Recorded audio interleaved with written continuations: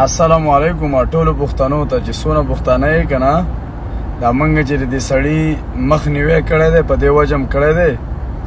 چې زه په ټیک ټاک کې یم سبا له زه جینۍ راولم یا دوه درې راولم او غلط استعمالوم یا بل راولي یا بل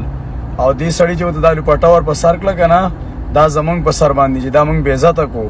دل اول دا ښځه نه ده د بیزې په شانتې راوستې ده او د ښځو د خلکو په منځ کې وردوله دغه خو ښځې دي سړي نه دي د دغه سړو په منځ کې وردوله او بیا په هوټل کې یو رازه ویډیو کوه بل رازه ویډیو کوه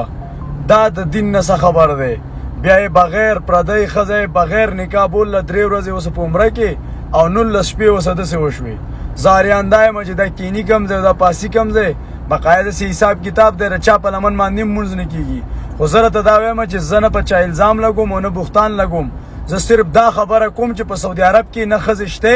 نه د پاکستان نه د ښځې ویزا آزاده ده او نه دا قانون چې دی وروره دا موږ نه جوړو چې خلک زموږ پښتنې راوالي د پښتو زبان ټیک ټاکر یو فیسبوک والا یو راولي په کور کې کېنئ بلې په دیره کې کېنئ او بلې دغه شان د بغیر نکاح ځان څه 3 او 4 میاشتې ګرځئ خبره واورئ لاله ګوره موږ مسلمانان یو د خپل کاروبار دپاره موږ اوس پردي عزتونه نه دي راوښکل پکار که موږ د نیکۍ کار وکړو موږ له بیا په نیکۍ پسې بدي نه ده پکار ښه چې بدي پسې کوو بقایا دا لوپټه چې دې په سر کړه که نه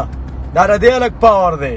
لاول دا لوپټه چېرته وه که تا لوپټه پېژندی او حیا دې پېژندی نو ور په سر کړ به دې وې که نه او که تا حیا او غیرت پېژندی او د خور په نظر دې ورته کتې او تا دا ویلې چې دا ښځه دونه مخلوق دې منځ ته دې ولې بوتله چې د خلکو پسې ځانونه وسولول زور د حساب کونه شلی مخې ته ګوره چې څه کېږي